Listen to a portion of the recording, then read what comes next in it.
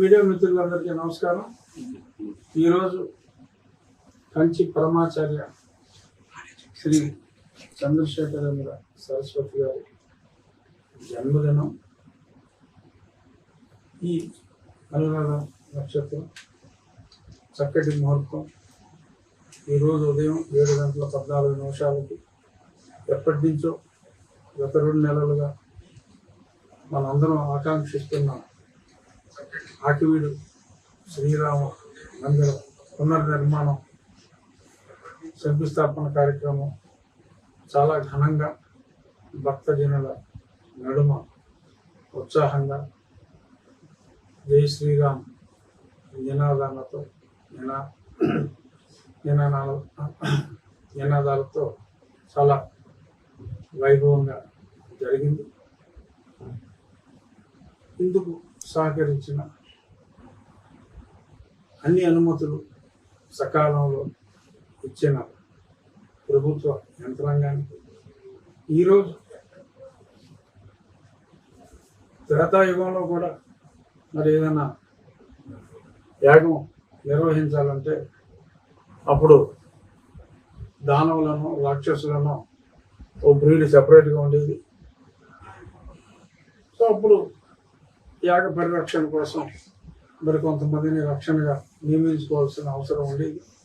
అలాగే ఈరోజు కూడా మేము ఈ శంకుస్థాపనలో యాగం కూడా తలపెట్టాం.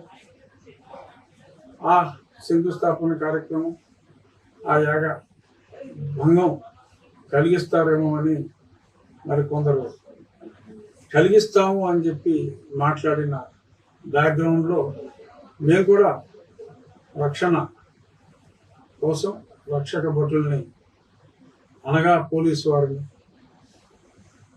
వాడటం జరిగింది. సో రక్షణ వలయంగా నిలిచి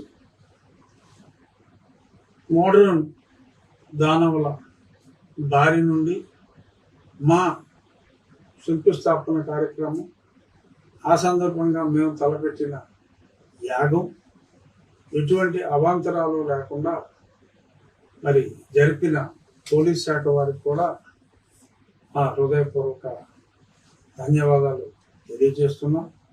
ఈ సందర్భంగా సరే రకరకాల కాంప్లిమెంట్లతో పాటు రకరకాల కామెంట్లు చేసేవాళ్ళు కూడా ఉంటారు.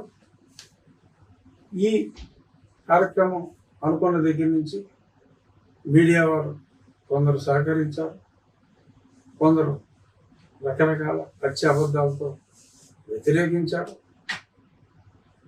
ఎవరి అభిప్రాయం వాళ్ళది కాబట్టి ఇప్పుడు సజావుగా ఈ క్షణం వరకు అన్నీ అద్భుతంగా జరిగినాయి. ఈ సందర్భంగా మీడియా మిత్రులతో మీ అభిప్రాయాలు ప్రజాభిప్రాయంగా కూడా మీరు అడగవచ్చు. మీ అభిప్రాయం అదైనా సరే అడగచ్చు. మీ అభిప్రాయాలు చక్కగా మొహాటం లేకుండా సిగ్గు లేకుండా అడగాలని చెప్తున్నాను, కోరుకుంటున్నా. నేను కూడా అంతే మొహాటం లేకుండా అంతే నిష్కర్షగా సమాధానం చెప్పే ప్రయత్నం చేస్తాను. చాట్ ఇది మీడియాతో చిట్టి చాట్. సార్, అక్కడ శంకుస్థాపన జరిగినప్పుడు మీరు మాట్లాడారు, ఇంత దిగ్విజయంగా జరగడానికి ఒక అదృశ్య శక్తి ఉన్నది, సందర్భం వచ్చినప్పుడు చెప్తాను అని. అదృశ్య శక్తి ఎవరనుకోవచ్చు, సందర్భం ఎప్పుడు వస్తుందని? ఇదైతే సందర్భం కాదు, అది నేను గుడి ప్రారంభంలో చెప్తాను. అది సందర్భం. అది సరే, అలాగే నిన్న మందకృష్ణ మాదివ్ గారు ఒక స్టేట్మెంట్ అయితే ఇచ్చారు. ఎస్సీ ఎస్టీ హోదా పోదు, దళిత హిందువులు ఎవరైనా మతం మారితే సుప్రీంకోర్టు తీర్పు కూడా కొట్టేయాలి అని. దానికి మీ అభిప్రాయం ఏంటి సార్? అంటే ఆయన చెప్పింది కొట్టేసిన తర్వాత పోదు అనా, ఇప్పుడు కూడా పోదనా? ఆ తీర్పే కొట్టేయాలి. అవునమ్మా, తీర్పు కొట్టేయాలి అన్నారు. తీర్పు కొట్టేసిన తర్వాత పోదు అన్నారా? అసలు ఈ లోపు కూడా పోదు అన్నారా?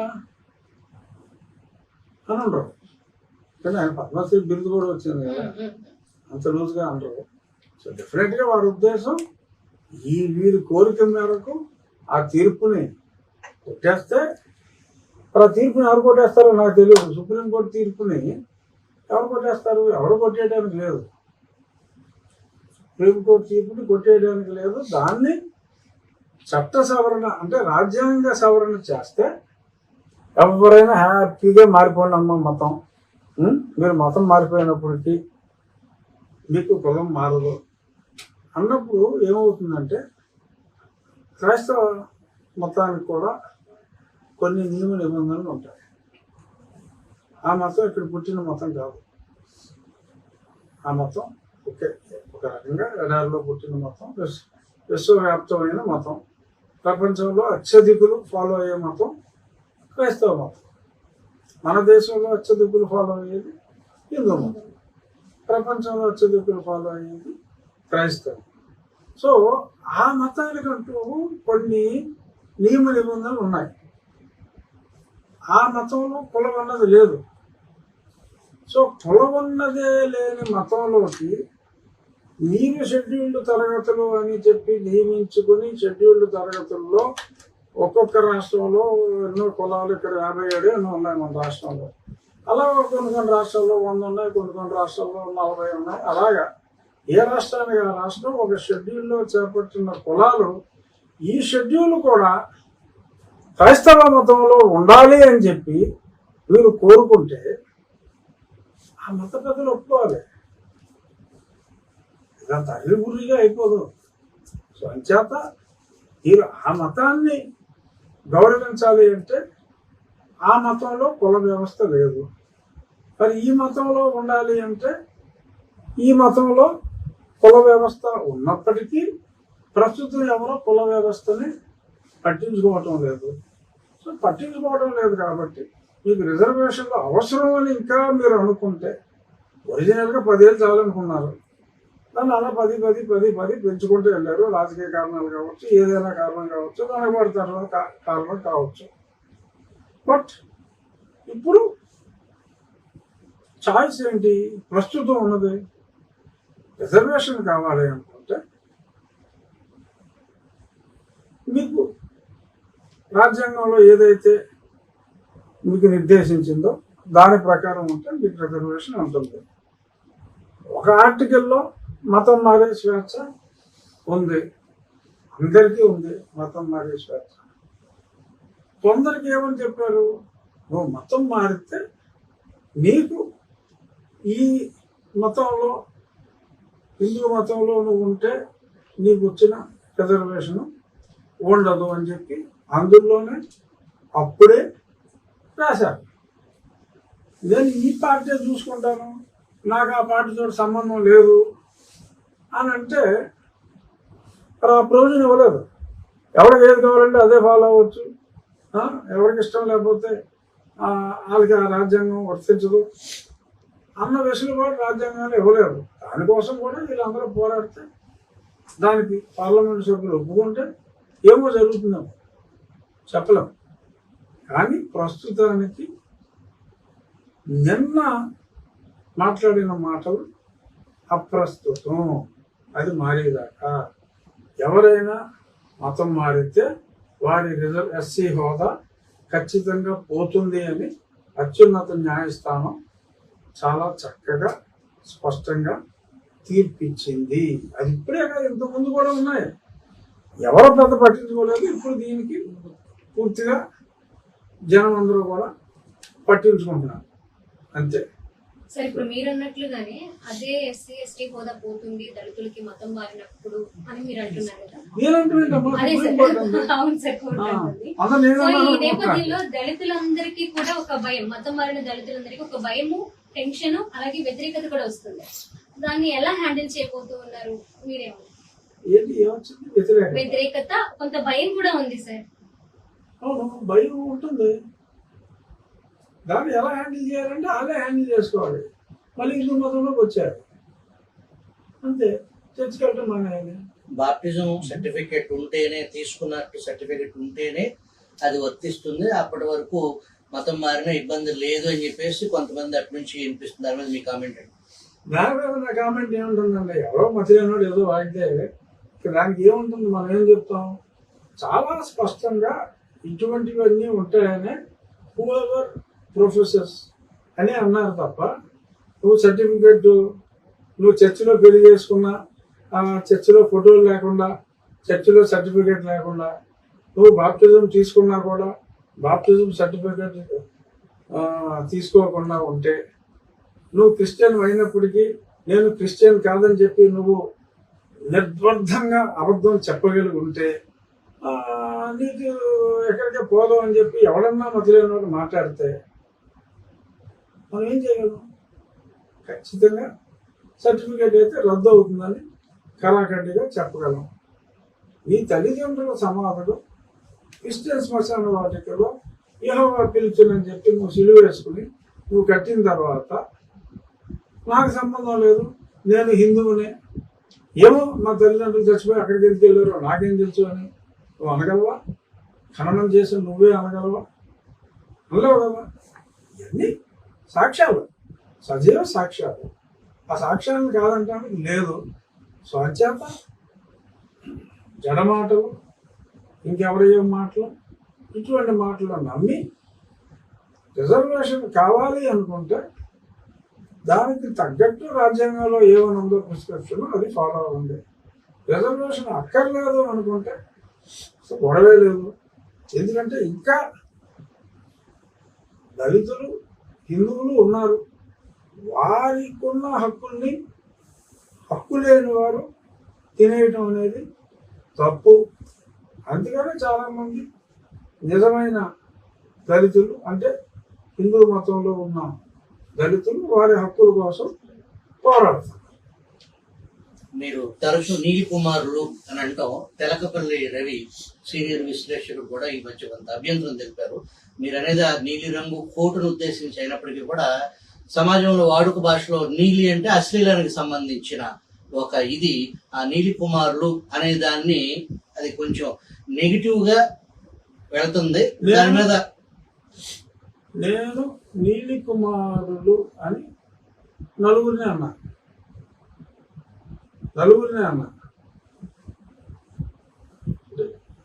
ఎక్కువ నీలం కూడా వేసుకుని జరుగుతున్నారని చెప్పి ఆ పేరు చివరి కుమార్ అని ఉంది కాబట్టి 4 పేర్లు చెప్పడం ప్రతిసారి కష్టం అవుతుంది కాబట్టి గొంతు చించుకొని షార్ట్ కట్ లో నీలి కుమార్స్ అని అన్నారు. సో అంచేత అది ఆ నలుగురికే సంబంధం తప్ప అందులో అశ్లీలం లేదు. నేను షార్ట్ కట్ గా పెట్టుకున్నాను,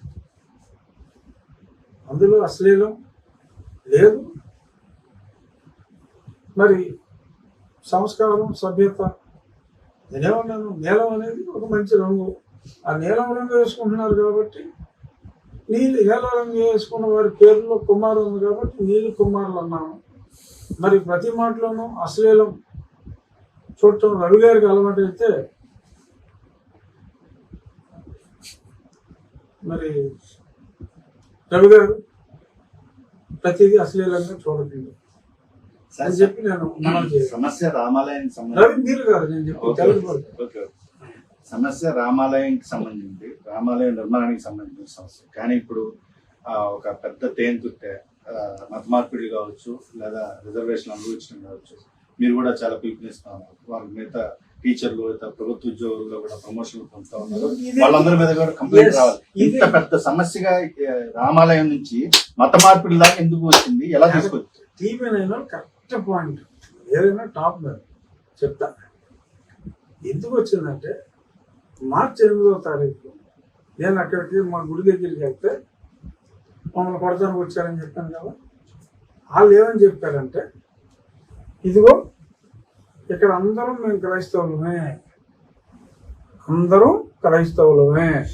అంచేత ఇక్కడ గుడిని మేము నిషేధిస్తున్నాం, అంచేత ఇక్కడ గుడి గురించి మాట్లాడటానికి వీలు లేదు అని అన్నప్పుడు నేనేమన్నానంటే, సో అందరూ క్రైస్తవులు అయితే హిందువులు లేరా అంటే హిందువులు లేరు అన్నారు.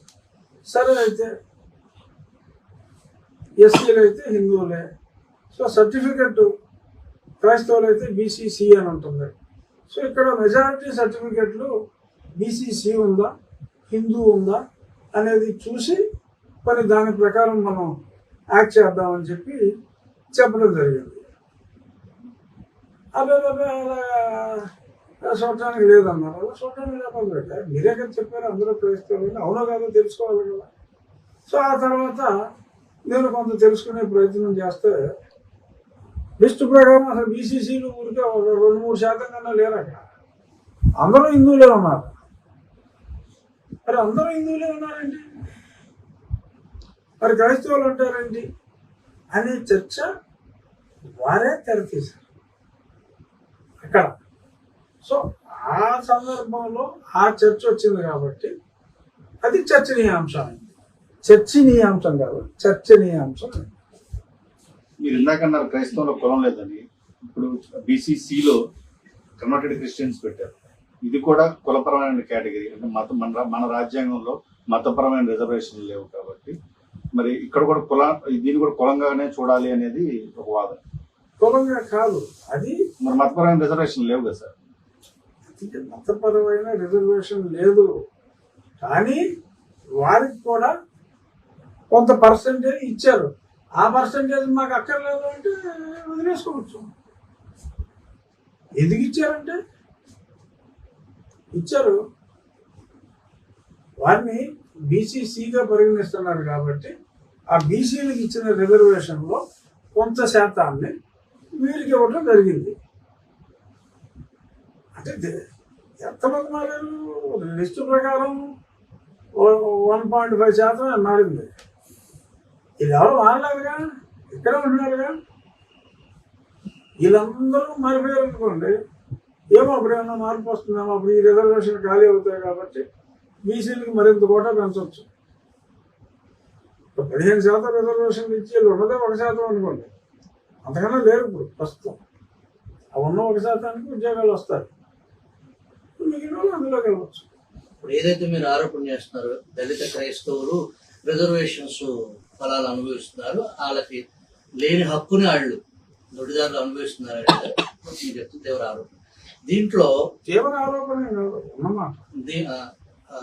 మీరు అన్న ఉన్న మాటల్లో బీసీలకి ఏదైతే న్యాయంగా రాజ్యాంగబద్ధంగా దక్కాల్సిన ప్రమోషన్స్ లో కూడా దీని ఎఫెక్ట్ పడుతుంది అనేది ఒక చర్చ నడుస్తుంది.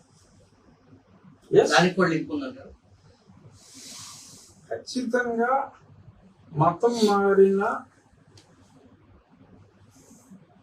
షెడ్యూల్ క్యాస్ట్ లిస్టులో ఉన్న వారికి ఉద్యోగ అర్హత లేదు, ఆ రిజర్వేషన్ కేటగిరీలో ప్రమోషన్ అర్హత అంతకన్నా లేదు. కానీ ఈరోజు దళిత క్రైస్తవుల హక్కుల కోసం పోరాడే ప్రభుత్వ ఉద్యోగంలో ఉన్న వాళ్ళు చర్చలకు వెళ్తారు, క్రైస్తవుల హక్కుల కోసం పోరాడుతూ ఉంటారు. భగవంతుడా నాకు పూజించుకుంటానికి చర్చ ఇచ్చేవు, చదువుకుంటాను, ఇంగ్లీష్ నేర్పేవు, ఓ బ్రిటిష్ అని చెప్పి పొగుడతారు. కానీ ఉద్యోగానికి వచ్చేటప్పటికి హిందూనే అంటారు, ప్రమోషన్కి వచ్చేటప్పటికి హిందూనే అంటారు. ద్వంద్వవిధానం. వారి వలన నిజంగా ప్రమోషన్కి అర్హత ఉన్న వాళ్ళు కూడా చాలా ఇబ్బంది పడుతున్నారు. మనం పిటిషన్ కమిటీ చైర్మన్గా నా దగ్గరికి కూడా మా వైజాగ్ ఎమ్మెల్యే విష్ణు కుమార్ రాజు గారు పిటిషన్ పంపించారు. కొంతమంది ఉద్యోగస్తులు కూడా వచ్చి పిటిషన్ ఇచ్చారు. అది వారు ఆ ఉద్యోగస్తులు ఎవరైతే ఉన్నారో వారి చర్చ వివరాలు, వారి తల్లిదండ్రులు పరమపదిస్తే వారి సమాధి వివరాలు, వారికి కళ్యాణం అయినప్పుడు ఆ కళ్యాణం చర్చిలో అయిందో ఎక్కడ అయిందో ఆ కళ్యాణం వివరాలు, ఇవన్నీ పెడితే సర్టిఫికేట్లు రద్దు అవుతాయి. వాళ్ళు ప్రమోషన్కి సార్ పర్మిషన్లు ఇచ్చిన 3 అధికారులని మేము రోడ్డు మీద నిలబడతాం జడ శ్రవణ్ కుమార్ అన్నారు ఉద్యోగాలు పీకి. కలెక్టర్ గారు, ఆర్డీఓ గారు, కమిషనర్. దానిపై మీరు ఏం స్పందిస్తారు? ఇచ్చిన మాటలు ఏం స్పందిస్తామమ్మా, పాపం అని అనుకోవాలి. సో ఏం చేయాలి ఇప్పుడు? అంత మతిలేని మాట. ఇప్పుడు నాకు తెలిసి మరి జడ శ్రవణ్ కుమార్ అనే అతను పెద్ద అవినీతి పరుడు, న్యాయమూర్తులే నాకు చెప్పారు, నువ్వు ఉద్యోగం మానేసి పోతావా, డిస్మిస్ చేయమంటావా అని అడిగితే ఉద్యోగం మానేసి పోయాడని చెప్పి అందరికీ తెలుసు. మరి అతను నన్ను కూడా ఏదో జైల్లో పెట్టిస్తానా చూస్తాను ఏదో రోడ్డు వచ్చినట్టు వాగాడు. ఇప్పుడు ఇదిగో అధికారుల మీద వాగుతున్నాడు. ఏదో పాపం పిచ్చుకో కలిసిందని చెప్పి వదిలేయడం తప్ప ఇంకా అతని గురించి అంతకంటే సీరియస్గా తీసుకోవడం. మాట్లాడితే ఇదిగో ఆ సాక్షి ఛానల్ ఒకటి ఏ చెత్త మాట్లాడితే సాక్షి ఛానల్ ఆడతాడు. ఈహా ఛానల్ అని చెప్పి సాక్షి సబ్సిడీ ఒకటి ఉంది మా స్నేహితుడే నరసింహారావు. ఆ నరసింహారావు ఛానల్లో 100 క్వశ్చన్లు అరుస్తూ ఉంటాడు. ఆ సాక్షివాడు వేసుకుంటాడు. సరే ఏమో రాబోయే రోజుల్లో మరి సాక్షి ఛానల్ వాళ్ళ పార్టీ పేరేంటమ్మా, నేను గతంలో ఉన్నాను యువజన స్వాతంత్ర కాంగ్రెస్ పార్టీ. ఆ పార్టీ భీమరావు పార్టీ, ఇది పేరు ఈ పార్టీ జై భీమరావు పార్టీ కదా. రావు కూడా ఉంది కదా పార్టీలో, కాదా రావు కూడా ఉన్నట్టు జై భీమరావు పార్టీ. సో జై భీమరావు పార్టీ కలిసి పోటీ చేస్తారేమో, చేసుకోవచ్చు. అలాగే కలిసి అన్యోన్యంగా ఈయన మాట్లాడిన చెప్తుంటా నా మీద ద్వేషంతో ఆ సాక్షి కూడా వేసుకోవచ్చు. రేపొద్దున ఇప్పుడు ఏదో చెప్తున్నాడు కదా, ఆయన నేనేదో లేస్తే మనిషిని కాదు, నేను వస్తే వాడు 1 సైడే అని చెప్పి ఆయన మాట్లాడుతున్నాడు. ఓకే, ఆయన యుద్ధ నైపుణ్యం అంతా చూపెట్టాడు ఆల్రెడీ. తాడికొండలో 70 కోట్లు వచ్చినాయి. మా లోకేష్ గారి మీద పోటీ చేస్తే 451. సో 2 చోట్ల కలిపి 500 చిల్లర ఓట్లు వచ్చినాయి 2 నియోజకవర్గాల్లో. ఆయన కూడా ఆయన వస్తే వారు 1 సైడ్ అనుకుంటే ఇదిగో బట్టలు ఎప్పుడు నిలబడతాను అన్నట్టు ఉంటుంది. జనం ఆల్రెడీ ఆయన్ని టై ఒడ్లో అన్ని ప్రదేశం నుంచి పెట్టారు నేను అనుకుంటున్నా. ఇది 70 కోట్లు వచ్చినాయంటే అయినా సరే రేపొద్దున్న నన్ను మా పార్టీ అధినాయకత్వాన్ని అందరినీ బట్టల నుంచి పెట్టేస్తాను కదా, ఉద్యోగాలు పీకి రోడ్డు మీద నిలబెడతాను, రోడ్డు మీద నిలబెడతాను. సరేమ్మా. చివరి ప్రశ్న మందకృష్ణ మాది నిన్న మాట్లాడుతూ కూటమి ప్రభుత్వం రావడానికి ఆ పార్టీల గెలుపుకి మేము కృషి చేశాము, మేము మద్దతు ప్రకటించాము. రఘురామకృష్ణరాజు గారి తీరు దూకుడు పార్టీకి ప్రభుత్వానికి నష్టం చేకూర్చేది, అది ముఖ్యమంత్రి గారికి ఫిర్యాదు చేస్తామని చెప్పేసి నిన్న భీమవరంలో మీడియాతో మాట్లాడుతూ గారు అన్నారు. మా ఊళ్ళో ముఖ్యమంత్రి గారికి మీ గురించి ఫిర్యాదు చేస్తాను అంటే మిమ్మల్ని కట్టడి చేయటానిక, లేదా మిమ్మల్ని అసలు పార్టీ నుంచి సస్పెండ్ చేయాలి, మేము కూటమి పార్టీలకు మద్దతుగా ఉన్నాము, అది మాకు నష్టం మీకు నష్టం ఈ వ్యక్తి మూలానా అనే భావన అనుకోవచ్చా? దాన్ని ఎలా చూడాలంటారు? దాన్ని ఎలా చూసినా కూడా దానివల్ల పెద్ద బేసిక్గా మందకృష్ణ మాది గారు నా వెల్విషర్. సో ఆయన ఏం చేసినా అది నాకు లాభంగానే పరిణమిస్తుందని నేను అనుకుంటున్నాను. ఎందుకంటే is not my ill wisher, is my well wisher. So అంచేత ఆయన మంచి మనసుతో మరిన్ని మంచి కార్యక్రమాలు చేయాలని ప్రజల్ని, ఎందుకంటే ఇప్పుడు ఆయన బాధ్యత గల మనిషి, ఆయన పద్మశ్రీ బిరుదుతో భారతదేశం ఆయన గౌరవించింది. సో కాబట్టి భారత రాజ్యాంగాన్ని గౌరవించవలసిన బాధ్యత పెద్దలు మందకృష్ణ గారి మీద ఉంది. సో కాబట్టి రాజ్యాంగాన్ని ఇవాళ పెద్దవాళ్ళు కూర్చుంటున్నారంట. మందకృష్ణ గారు, సస్పెండెడ్ ఆఫీసర్ సునీల్ కుమార్ గారు, అమ్మాయి నిరహార దీక్ష నిర్వహించిన బూడై రామచంద్ర యాదవ్ గారు, ఇంకా మోహన్ రంగారావు గారు అమ్మాయి, ఆవిడ పేరు నాకు తెలియదు, వారు మీరందరూ దీని మీద చర్చించి రిజర్వేషన్ మీద, ఈ మతం మారితే కులం మారకూడదు అనే అంశాల మీద, తర్వాత వీళ్ళందరూ కలిసి ఒకరు ముఖ్యమంత్రిగా, మరొకరు మరొక మంత్రిగా సొంత క్యాబినెట్ ఫామ్ చేసుకునే దిశగా రాబోయే రోజుల్లో కాబోయే ముఖ్యమంత్రి ఎవరు, కాబోయే ఉప ముఖ్యమంత్రి ఎవరు డిసైడ్ చేసుకునే దిశగా ముందుకెళ్తారని చెప్పి మీడియాలో చూశాను. ఖచ్చితంగా ఈ సమావేశం విజయవంతం కావాలని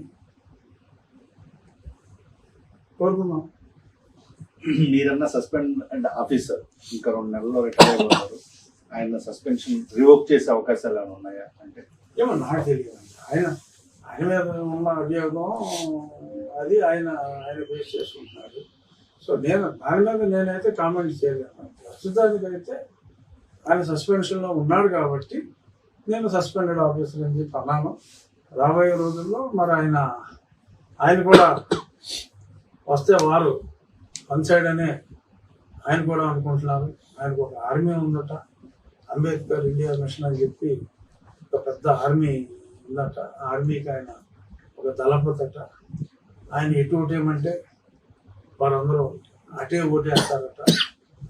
మరి ఆయన యువజన శ్రామిక రైతు కాంగ్రెస్ పార్టీ తరఫున పోటీ చేస్తారా, లేదు ఈయన ఇంకొక పార్టీ పెట్టుకుని భీమరావు గారి పార్టీ లాగా ఆయన ఇంకో పార్టీ అలాగే ఆయనకి ఏమని ఉంది కదా, ఆయన ఏం పార్టీ పెడతారా, లేదంటే వైఎస్ఆర్ కాంగ్రెస్ పార్టీలో ఉంటారా, అది వారిష్టం.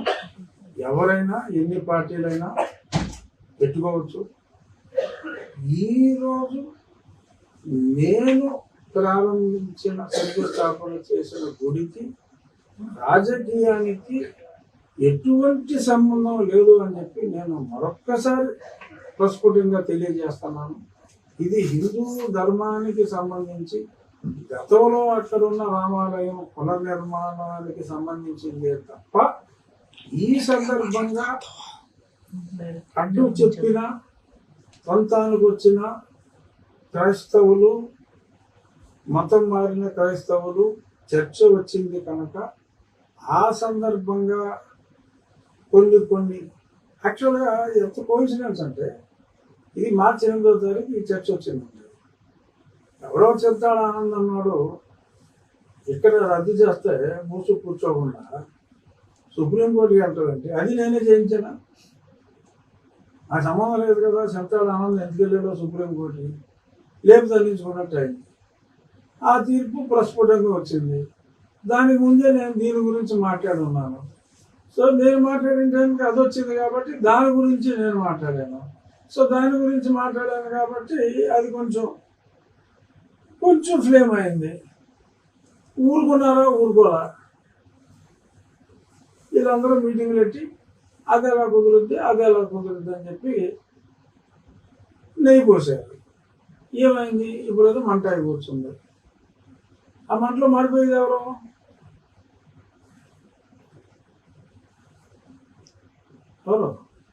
నేనైతే కాదు, ఎవరో నాకు తెలియదు.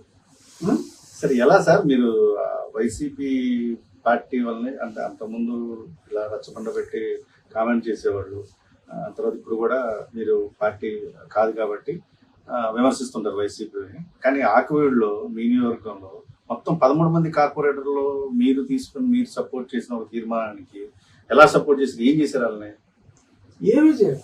వారికి మనం రాజకీయాలకి మతానికి మనం సంబంధం పెట్టుకోవద్దు. మీ పార్టీ సిద్ధాంతాలు ఏదైనా కావచ్చు. నేను కూడా మీటింగ్కి వెళ్ళా. మీ పార్టీ సిద్ధాంతాలు ఏదైనా కావచ్చు. మనం దేవాలయం అక్కడ ఉన్నదన్నది నిజం. దేవాలయం స్థానంలో మనం దేవాలయం కట్టుకుంటున్నాం. ఇక్కడ రాజకీయాలకి తావివ్వద్దు.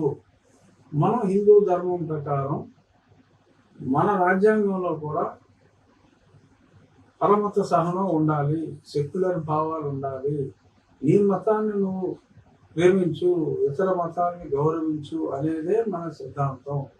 సో మనం మీ మతం ఏదైనప్పటికీ అక్కడ గుడి ఉన్న మాట నిజం కాబట్టి రామాలయం నిర్మాణానికి మీరు మీ పార్టీలోకి సంబంధం లేకుండా ఒక భారతీయుడిగా రాజ్యాంగాన్ని గౌరవించే వ్యక్తులుగా మీ నిర్ణయం మీరు తీసుకోండి అని నేను కోరటం జరిగింది. ఒక్క క్రిస్టియన్ మెంబరు ఎవరైతే నా మీద కేసు ఇప్పుడు కోర్టులో కేసులు పుంకాలుగా సంతకాలు పెడుతూ వేయిస్తుందో జ్యోత్స్న అనే ఆవిడ ఒక ఆవిడే అబ్జెక్ట్ చేశారు. మిగిలిన వాళ్ళందరూ యునానిమస్గా సపోర్ట్ చేశారు. అందుకే నేను చెప్తున్నా, ఇటువంటి విషయం వచ్చేటప్పటికి, అంటే దేవుడి విషయం వచ్చేటప్పటికి, హైందవ ధర్మం విషయం వచ్చేటప్పటికి, ఈ ధర్మాన్ని వ్యతిరేకిస్తే దీన్నే రాజకీయం చేయాలి అనుకుంటే వీడు మున్సిపల్ మీటింగ్లో ఏం జరిగిందో అదే జరిగింది రాజకీయంగా. అందుకే రాజకీయానికి దీనికి ఊడిపెట్టవద్దు అంటున్నాను. వాళ్ళు అదే పనిగా ముడేసేస్తే ఏమవుతుంది? వీడు మున్సిపల్ ఆఫీస్ సీన్ రిపీట్ అవుతుంది. 20కి 19 ఓట్లు వచ్చింది. ఆ దుస్థితికి రాజకీయాలు లాక్కెళ్ళి వాళ్ళు ఇబ్బంది పడతాను అంటే డెఫినెట్గా మేము సంతోషిస్తాం. కానీ మా ఉద్దేశం అది కాదు. శతాబ్దాల పాటు నిలబడేటటువంటి ఒక రామాలయం మీరు కట్టబోతా ఉన్నారు, రామాలయం నిర్మించబోతా ఉన్నారు. కానీ నిర్మాణం తర్వాత దాని నిర్వహణ, దాని భారం కూడా మీరు ఆలోచించాల్సిన అవసరం. గవర్నమెంట్ గా చెప్తారా లేదా మీరు దానికి శాశ్వతంగా 50 లక్షల రూపాయలు ఒక నిధి బ్యాంకులో డిపాజిట్ చేసి ఆ దాని మీద వచ్చే వడ్డీతో ఆ ధూపదీప నైవేద్యాలు, పూజారి శాలరీ ఉండేలాగా దానికి ఒక ఫండ్ కూడా ఏర్పాటు చేస్తున్నాం. ప్రభుత్వ సహకారం ఏమీ అవసరం లేదు. నిర్మాణానికి కూడా ఒక్క పెన్నీ కూడా ప్రభుత్వం దగ్గర తీసుకోవట్లేదు. ప్రభుత్వాన్ని మేము కోరింది, ప్రభుత్వం మనకి ఇచ్చింది క్లియరెన్స్ అంతే. ఇంకెక్కడ ఒక్క రూపాయి కూడా ప్రభుత్వాన్ని అడిగేది లేదు. అసలు చెప్పాలి అంటే ప్రభుత్వం దేవాలయాలకు అయితే కామన్ గుడ్ ఫండింగ్ ఇస్తుంది. ప్రభుత్వం ఒక చర్చికి కానీ, ఒక పాస్టర్కి కానీ, ఒక మసీదుకి కానీ రూపాయి ఇవ్వడానికి లేదు. That is against constitution. కానీ ప్రభుత్వం తప్పులు చేస్తుంది ఒకసారి.